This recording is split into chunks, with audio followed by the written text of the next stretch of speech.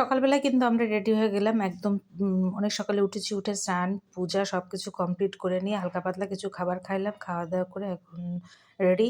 তো ছোটার পড়তে ভাবলাম যে একটু তোমাদের মানে ভিডিওটা শুরু করি। এইমাত্র থেকে ভিডিওটা শুরু করলাম। তো নমস্কার বন্ধুরা, সবাই কেমন আছো?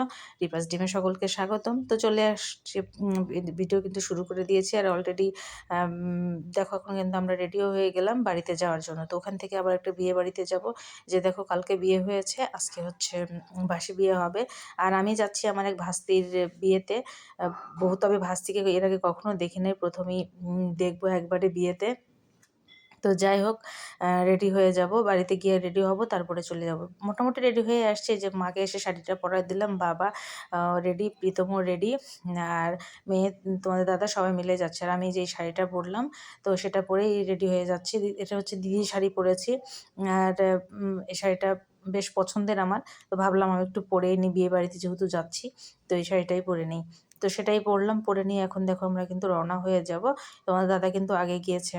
আর এই ব্যাগটাও নেওয়া পড়ছে, কারণ শীতের কিছু কাপড়-চোপড়, চাদর-টাদর নেওয়া হয়েছে আর গিফটটা নেওয়া হয়েছে, ব্যাগে নিয়েছি। এখন দিচ্ছি রওনা। আসলে বিয়ের আগের দিনই যাওয়ার কথা ছিল, কিন্তু আগের দিন যাওয়া হয় নাই। মানে শীতের রাত্রে মানে থাকা খুব কষ্ট, এই জিনিসগুলো মানে খুব বিরক্তকর লাগে। আর একটা ব্যাপার হচ্ছে, বাড়িতে ঠাকুর আছে, ঠাকুরটা কীভাবে কী হবে, ভোগ লাগানো, মা যেহেতু অন্ন ভোগ দেয়, সে কারণে এভাবে কোথাও যাওয়া বিপদ, সে কারণে হয় না। আর দেখো আমার চুলের অবস্থা দেখতেই পাচ্ছ, কি পরিমাণ চুলগুলো পাকছে, এগুলো এখনো কালার করা হয় নাই। মেহেদি দিয়েছিলাম, সেটাও সুন্দর করে সুন্দর হয় নাই। তো যাই হোক, যা হয়েছে হয়েছে, এগুলো পরে আস্তে ধীরে ঠিক করবো, এভাবেই যাচ্ছি। কোনো সাজগোজ বলতে তেমন কিছুই করি নাই, শুধু একটু লিপস্টিক দিয়েছি আর এই কানেরটা পরলাম। আর সাজগোজ কিছুই করার পরিস্থিতি থাকে না, কারণ মুখের আমার প্রচুর অ্যালার্জি হচ্ছে, এই কারণে আরও বেশি কোনো কিছু করা যাচ্ছে না। আর ডাক্তারও নিষেধ করছে যে কিছু মুখে দেওয়া যাবে না।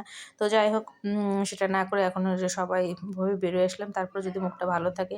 তো আমরা দেখো ভ্যানে উঠলাম, আমি, মেয়ে, বাবা মার সামনে, আমরা দুজন পেছনে ছিলাম।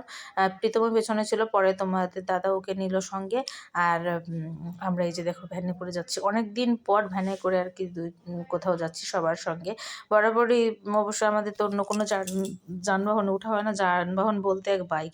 তো চারিদিকের পরিবেশটা তোমরা একবার দেখো, সবুজে সবুজ, যতদূর পর্যন্ত চোখ যায় শুধু সবুজ আর সবুজ, এতটাই সবুজে ঘেরা, খুব ভালো লাগতেছে। এই যে দেখতে পাচ্ছ আমাদের ড্রাইভার দাদা গাড়ি নিয়ে পেছনে আসছে, সঙ্গে প্রীতমও আছে। আর আমার কি ভালো লাগতেছে এগুলো দেখে, মনে হচ্ছে এই সবুজের মাঝখানে দৌড় দিই আমি একখান, মানে এত ভালো লাগছিল। যাই হোক, এগুলো কিন্তু সব আলুর ক্ষেত রয়েছে, সিরিয়ালে সব আলু আলু আলু লাগানো।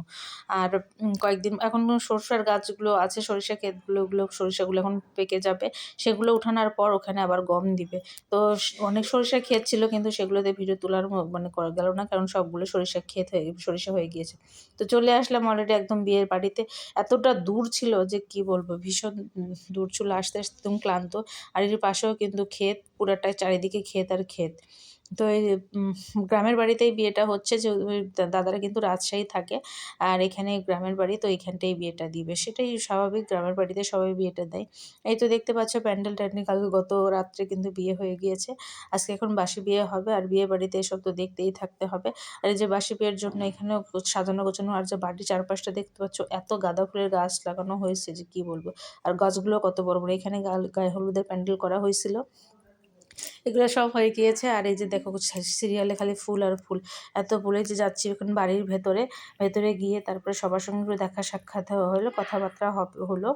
তো এখানেই আসলাম আর দেখলামও ফার্স্টে, প্রথম কে মানে প্রথমেই দেখলাম আর কি। যাই হোক, কত বড় হয়ে গিয়েছে। আর সেই ছোট্টটা মনে হয় কবে দেখেছিলাম, সেই এতদিন পরে এই যে দেখতে পাচ্ছ কতটা বড় হয়ে গিয়েছে।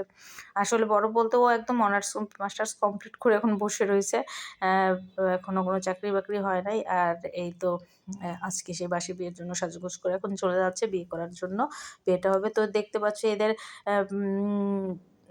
প্রাপ্তিটা, কি বলবো সেটা, যে অনেকটা স্ট্রাগল করার পর এই বিয়েটা হচ্ছে।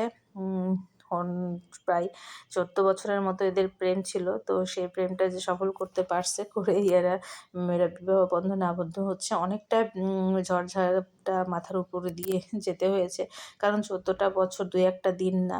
তো সেই সময় এতটা দীর্ঘ সময়ের সঙ্গে একটা সম্পর্ক স্টে করা, সম্পর্কে থাকা তো অনেক কি কষ্ট করতে হয়। যাই হোক, শেষের পূর্ণতা যে অনেকটাই বেশি ছিল এটাই অনেক, যে সব ভালো যার শেষ ভালো তার, এটা একটু বলতে হয়। লাস্ট পর্যন্ত যে দাদা বৌদিকে মানাতে পারছে এবং একই সঙ্গেই এদের যে ২ মানে ৪ হাত এক হইছে, এটাই অনেক ভালো লাগলো। ভগবান ভালো রাখুক, সুস্থ রাখুক, সারাটা জীবন যেন এভাবেই পাশে, পাশে থাকতে পারে, এটাই কামনা। তো যাই হোক, বিয়েটা সম্পন্ন হইলো।